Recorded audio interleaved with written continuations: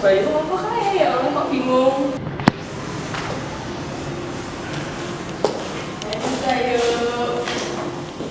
Apa yang Bayu kok bingungin? Apa ya? Oh iya. Bal. Wadah ada mobile.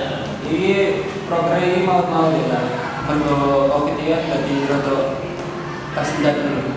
Udah programku ya terima mau kata aku yang bingung piye. Jalur solusi Pak Lurah piye lah. Ya apa tapi kowe aku sambarnya mbok sambarnya tadi yo mana tambahnya. Ya wes mending telepon Pak Lurah jalur solusi. Muka-muka Pak Lurah ada solusi. Yo, tapi Pak Lurah lagi di Jakarta ke menu bingung. Jadi apa di pengesahan cipta kerja itu Pak Lurah ya aktivis masa muda ini. Jurnalis. Terus kita kayak kalau kritis. Ya wes engko kan telepon kabari wae lewat WA apa langsung telepon. Aku jadi tak WA Pak Lurah untuk PNIP. Kok aku tak ngabarin kita. Ya. Kalau iso orang. Oke, maaf ya. Pak Lurah.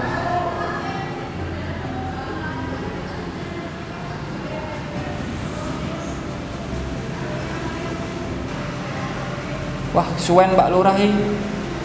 Ah, demo sibuk banget ya. Sana.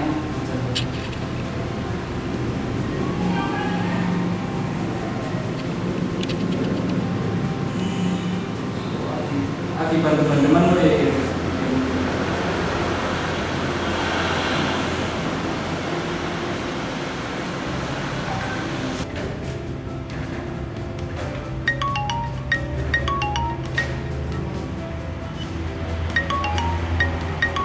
Ngomong apa gitu kok?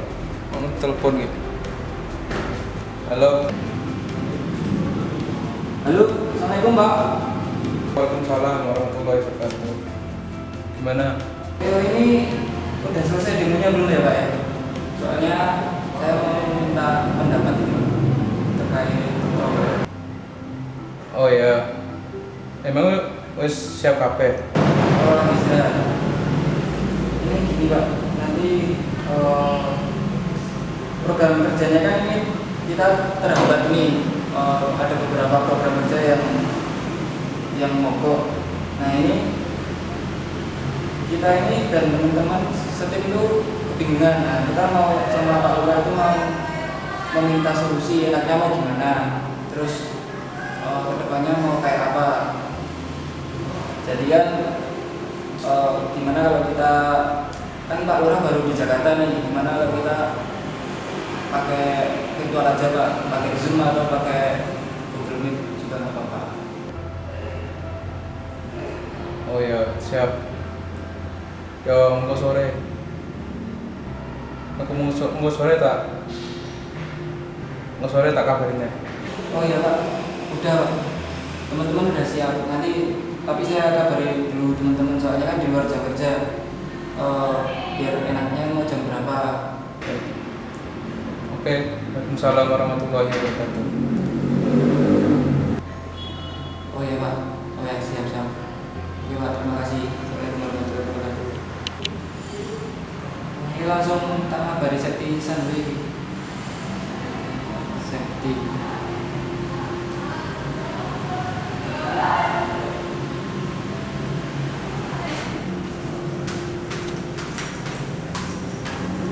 Halo Mas Bayu. Halo Mas Bayu. Iya. Lalu saya ini Pak Lurah wis bisa, itu saya jadi baru bisa. Kan belum kerja aku. Novina dikabari bisa ya. Kalau sisan koncone sing meh. Oh, oke, siap. Engkau tak kabari Mbak Novita.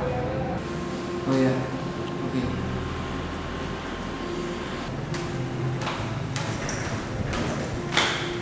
Tak langsung Mbak Novita sekalian gue enggak lari.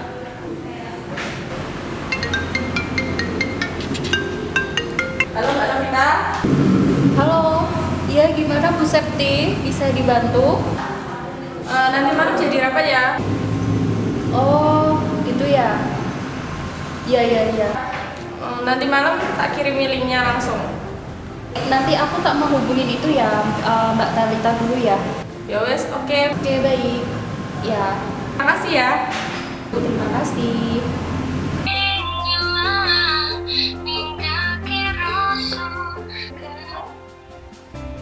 Halo, Bu Lutita. Ada apa ya, Mbak? Halo, iya Mbak Talita.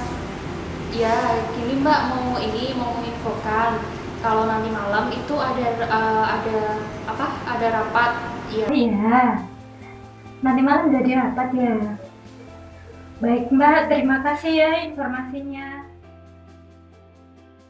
Iya, sama Pak Kades sama rekan-rekan yang lainnya. Acaranya nanti habis isya ya Mbak. Iya, untuk Warahmatullahi wabarakatuh. Selamat malam untuk rekan-rekan semuanya yang udah ikut hadir pada rapat pada malam hari ini. Dengan yang terhormat Bapak Kepala Desa, terima kasih sudah meluangkan waktu untuk melakukan rapat pada malam hari.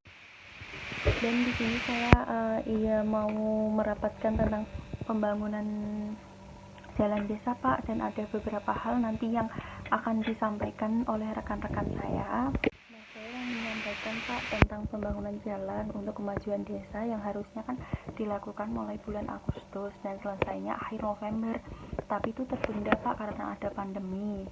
Padahal semua administrasi sudah diselesaikan, tinggal pelaksanaannya.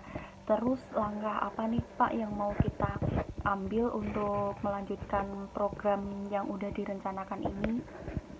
Atau Pak Bayu dan Bu Septi mau menyampaikan progres perkembangannya sampai mana dan kendala seperti apa yang sudah terjadi. Assalamualaikum warahmatullahi wabarakatuh. Kepada Bapak Lurah yang terhormat serta teman-teman sekalian, terima kasih Mbak Novita.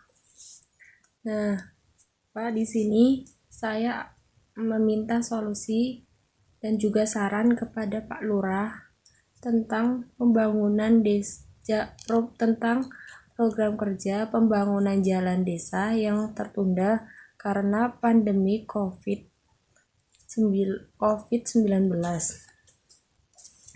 Nah, bulan sebelumnya rapat pertama kita sudah membentuk sistem dan prosedur penyusunan RPJM desa.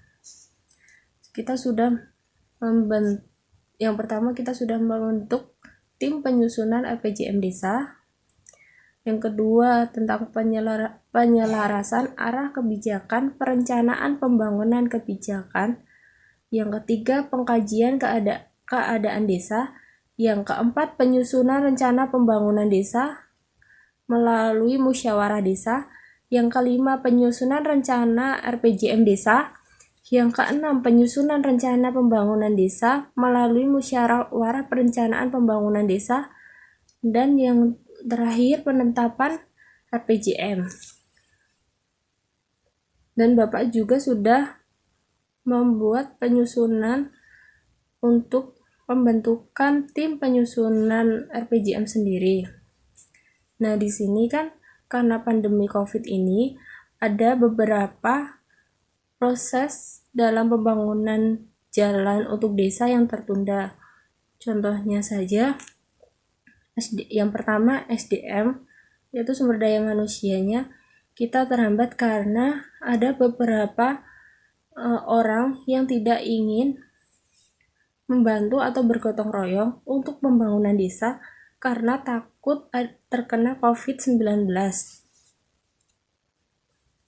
Yang kedua yaitu bahan-bahan bangunan yang akan digunakan itu ada yang sudah mengeras dan rusak. Nah, mungkin untuk yang kedua kita bisa mencari solusinya.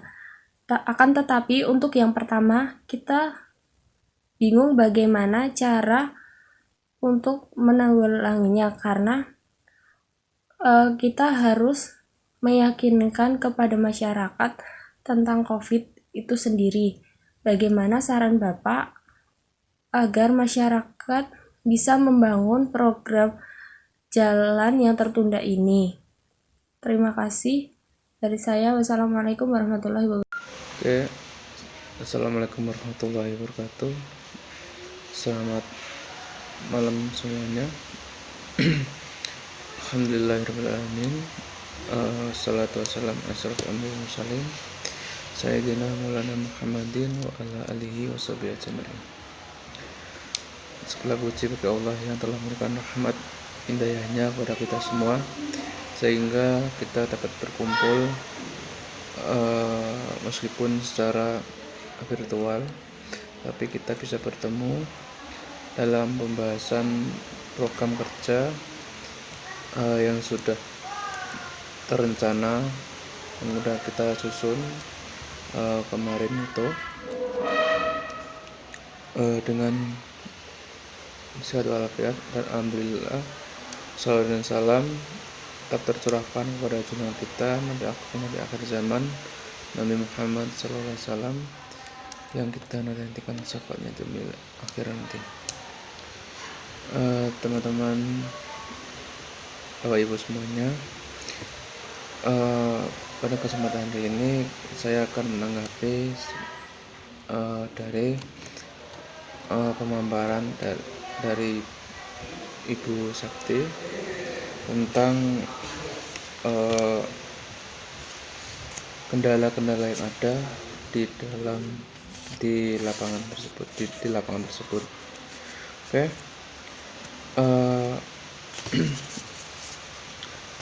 Sebelumnya saya mohon maaf apabila saya tidak bisa rapat langsung di dalam kelurahan, karena saya itu masih berada di Jakarta. Ini saya berada di kantor kelurahan di Jakarta Pusat, karena kemarin pas ada sebelum demo itu saya dipanggil di kelurahan itu untuk merapatkan tentang perencanaan pembangunan di desa kita.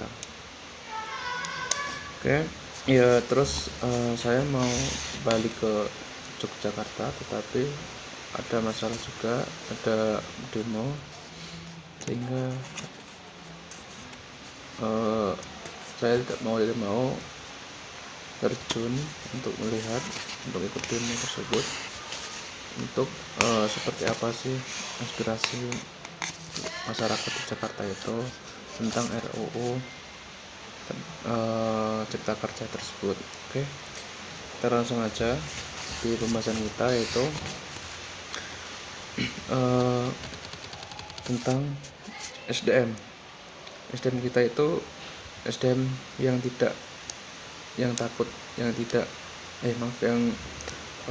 takut terkena COVID. Itu sebaiknya itu kita bersosialisasikan kepada masyarakat, sosialisasikan tentang apa sih pentingnya dalam pembangunan ini. Ini itu yang menjadi kendala kita sebagai penggerak masyarakat itu, yaitu pandemi corona itu telah menghambat suatu program kerja kita, khususnya dalam pembangunan jalan. Ya, mungkin kita bisa mengakalinya, tapi itu sangat sulit karena SDM yang kita butuhkan itu sangatlah minim. Menurut Satuan Tugas COVID itu maksimal dalam pembangunan kinerjanya SDM-nya itu tidak lebih dari 10 orang, ataupun bisa menyebabkan suatu pengkumpulan yang sangat banyak, sehingga itu sangat menyulitkan kita dalam proses pembangunan, sehingga banyak yang harus kita tunda untuk menyukseskan suatu pembangunan jalan yang sudah kita anggarkan gitu. Kemudian sehingga menurut suatu keputusan kemarin yang sudah saya ajukan kepada pemerintah pusat, yang sudah kemarin itu kita rapat dengan pemerintah pusat itu, apabila suatu pemerintah desa yang ingin melakukan suatu pembangunan, baik konstruksi jalan ataupun yang lain, itu sebaiknya ditunda sampai waktu yang tidak ditentukan gitu. Kemudian ini ada juga kemarin kita sudah mengeluarkan suatu material pembangunan yang sebelum ada COVID kita sudah menurunkan suatu material berupa semen, yang lain-lain, sehingga ya mau tidak mau material tersebut usang ataupun mengeras, ya itu membuat suatu kerugian buat kita semuanya ya, tapi nggak apa-apa. Sementara suatu pembangunan itu kita tunda sampai ada kebijakan lain dari atasan gitu. Kemudian semisalkan apabila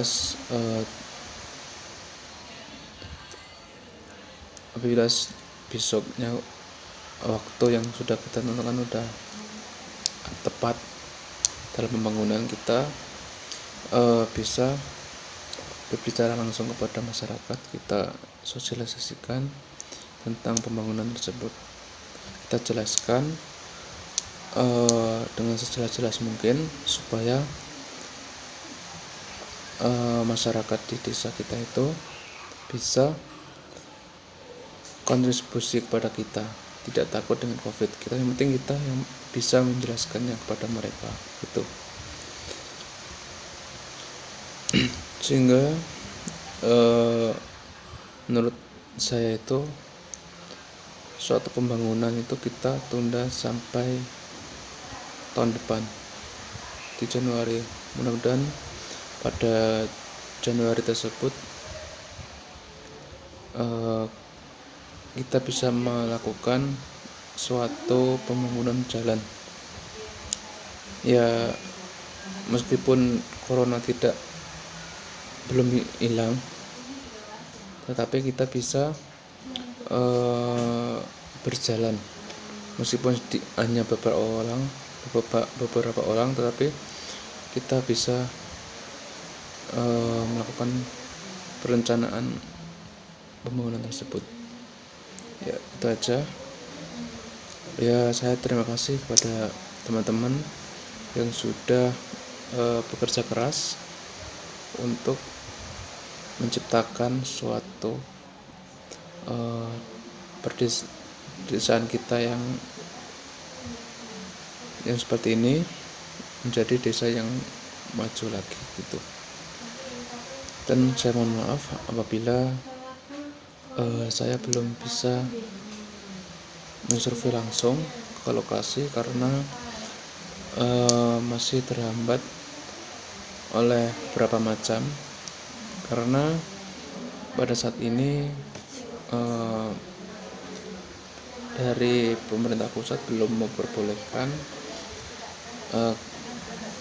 kepala desanya itu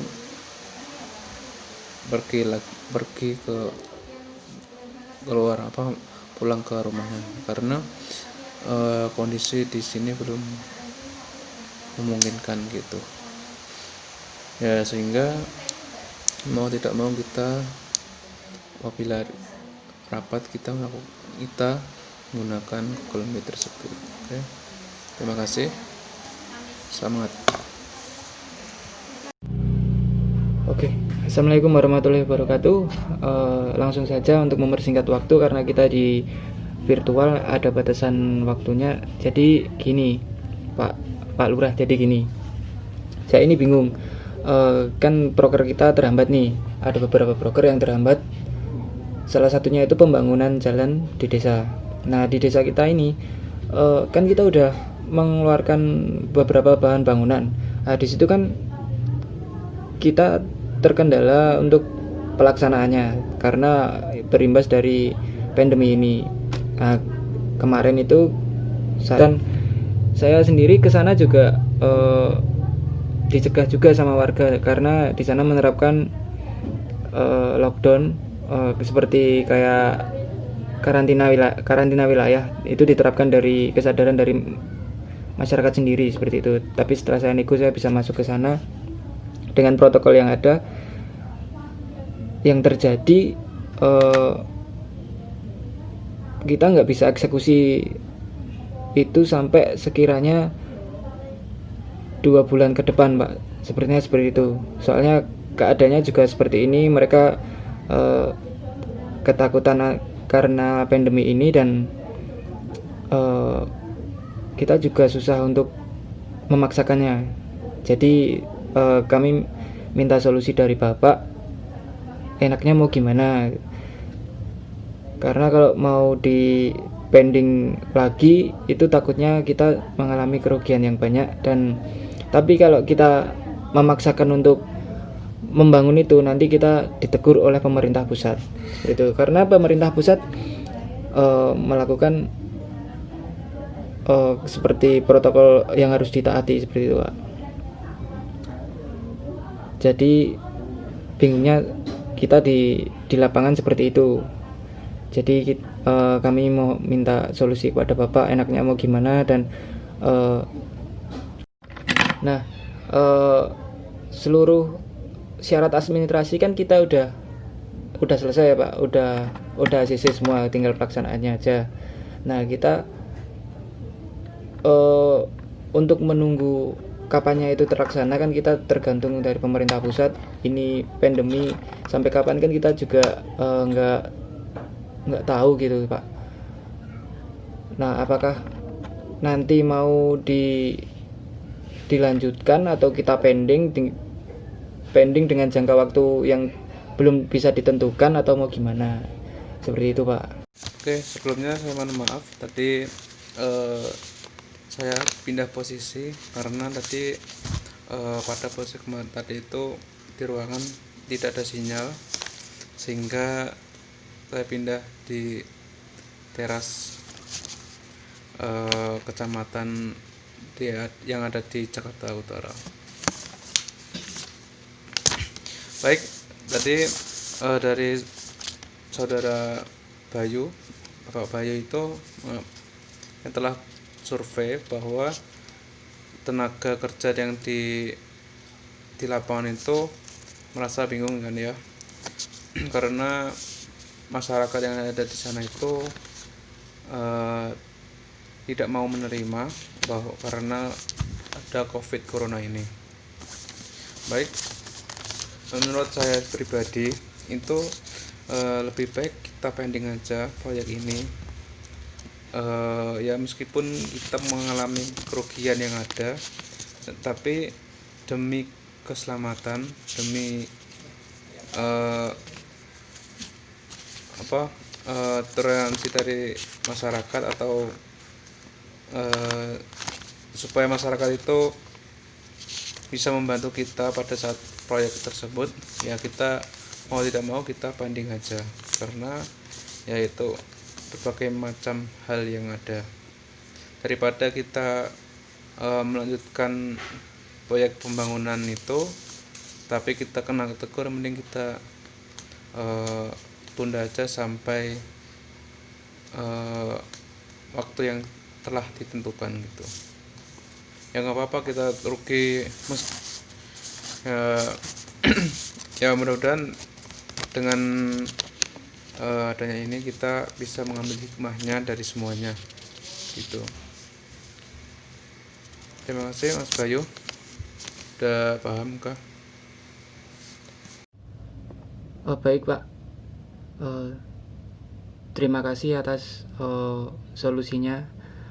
Jadi kita tidak kebingungan lagi dan kita juga bisa ada waktu untuk evaluasi tentang pembangunan jalan tersebut.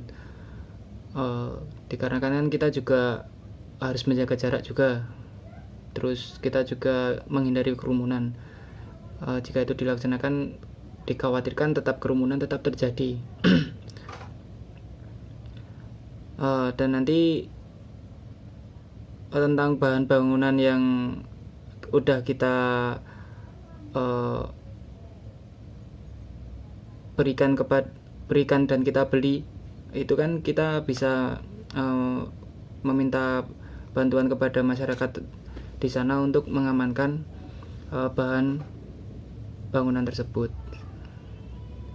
Jadi tidak masalah.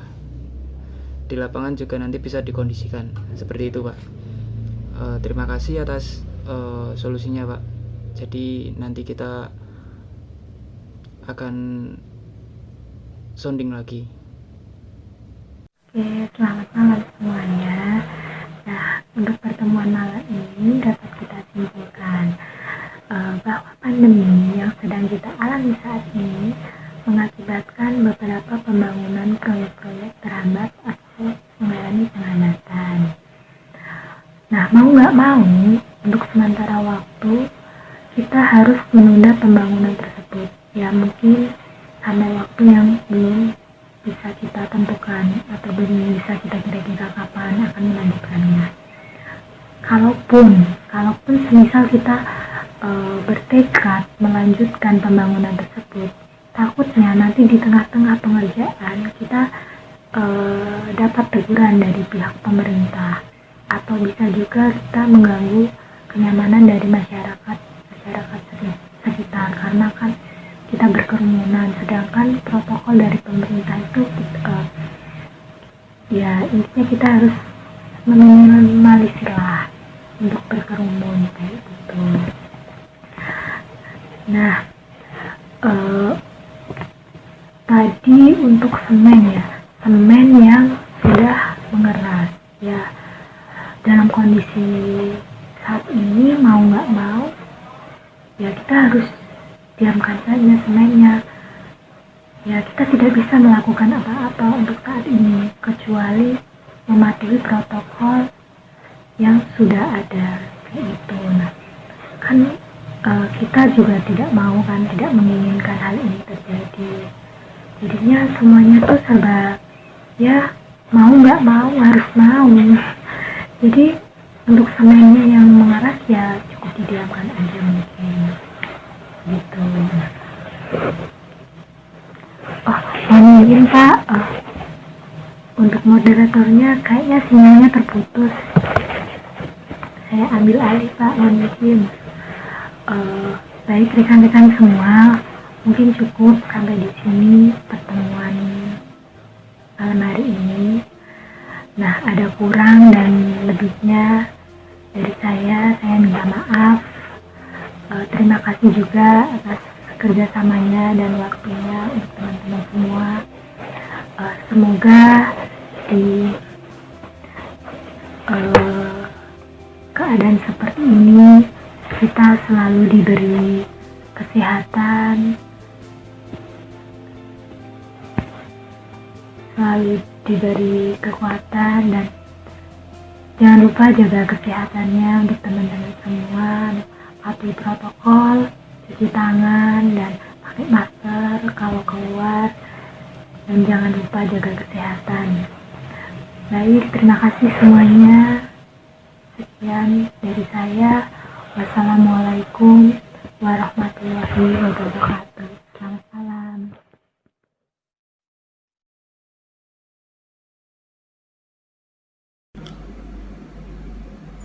Assalamualaikum warahmatullahi wabarakatuh.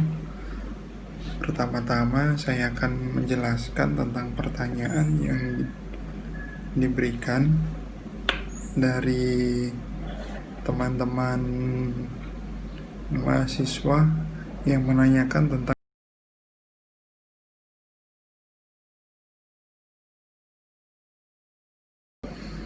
pertama, untuk pengalokasian anggaran untuk pembangunan maupun kegiatan dalam 1 tahun tentu sudah direncanakan jauh 1 tahun sebelum kegiatan itu berjalan.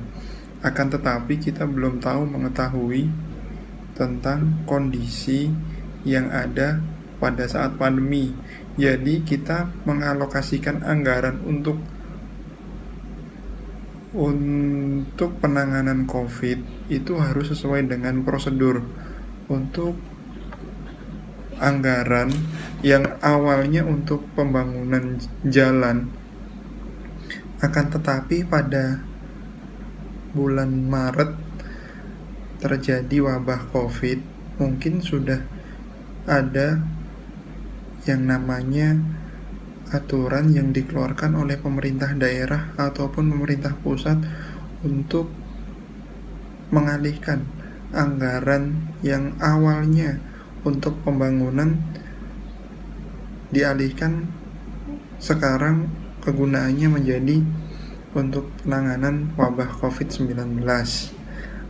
Jadi nanti pada saat akhir tahun terjadi namanya perubahan anggaran yang awalnya untuk pembangunan, entah berapa alokasi yang dikeluarkan dari jumlah total pagu anggaran dana desa maupun anggaran dana desa yang diperoleh. Pada intinya, untuk pembangunan jalan akan tetap berjalan sesuai dengan yang sudah direncanakan. Akan tetapi pembangunannya mungkin agak tersendat karena anggaran tersebut berapa persen mungkin dialihkan untuk penanganan COVID-19.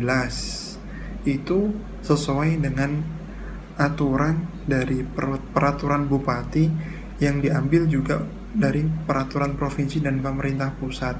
Jadi untuk penanganan wabah COVID-19 untuk saat ini harus sangat diutamakan sekali dibandingkan untuk pembangunan infrastruktur. Kemudian pertanyaan kedua,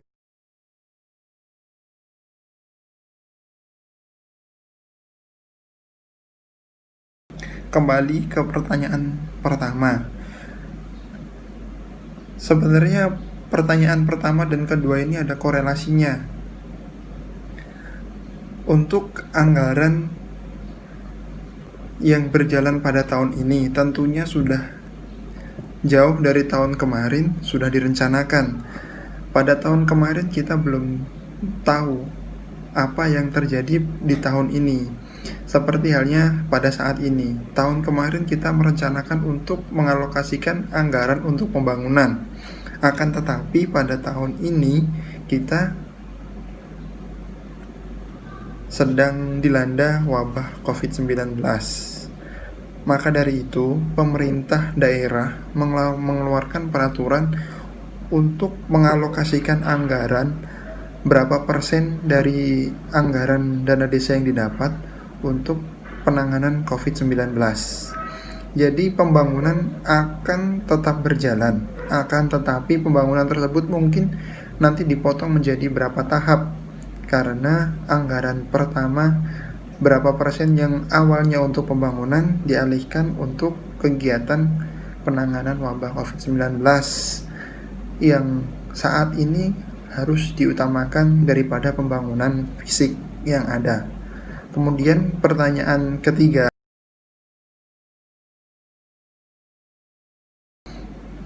untuk pembangunan sendiri tetap berjalan, akan tetapi kita harus mengikuti protokol kesehatan dari tim gugus tugas.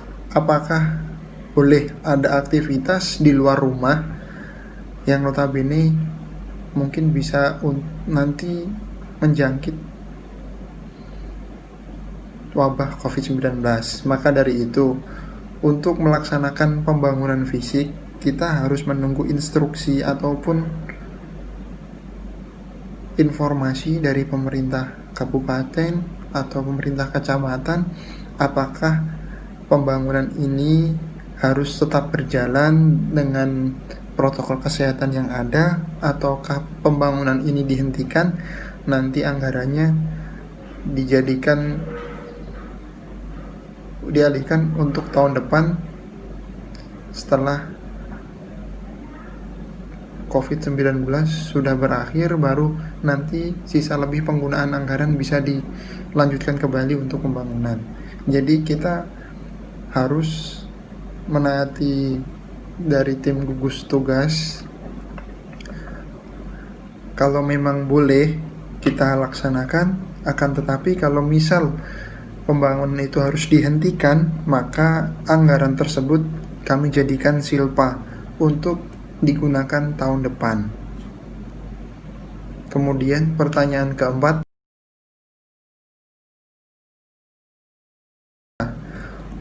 untuk pengembangan masyarakat sangat kompleks ya Mas. Maksudnya pengembangan di bidang apa dulu? Pengembangan masyarakat ini kan ada di bidang ekonomi, bidang pendidikan, kesehatan, dan bidang sosial budaya. Jadi kalau untuk di desa saya, pembangunan tersebut harus berjalan beriringan dari segi ekonomi, dari segi kesehatan, pendidikan, dan sosial budaya, karena keseluruhan itu harus dijalankan agar pemerintahan desa berjalan sesuai dengan porosnya begitu. Pertama, saling berkaitan antara ekonomi dengan kesehatan, dengan sosial budaya, dan yang lain-lainnya. Contohnya saja pada saat pandemi ini, mungkin dengan adanya wabah pandemi saat ini, kita tidak bisa melakukan kegiatan yang sudah kita rencanakan. Jadi anggaran untuk tahun saat ini berhenti, tidak bisa berputar. Perputaran ekonomi mungkin sangat kecil sekali. Disitulah peran masyarakat atau peran pemerintah desa bagaimana memberikan stimulus atau rangsangan untuk geliat ekonomi di pedesaan agar tetap berjalan. Jadi masyarakat di desa tidak hanya mengharap bantuan dari pemerintah yang notabene belum jelas kejelasannya tentang data-datanya. Jadi kita dari pemerintah desa harus mengadakan stimulus untuk di bidang ekonomi, misal memberikan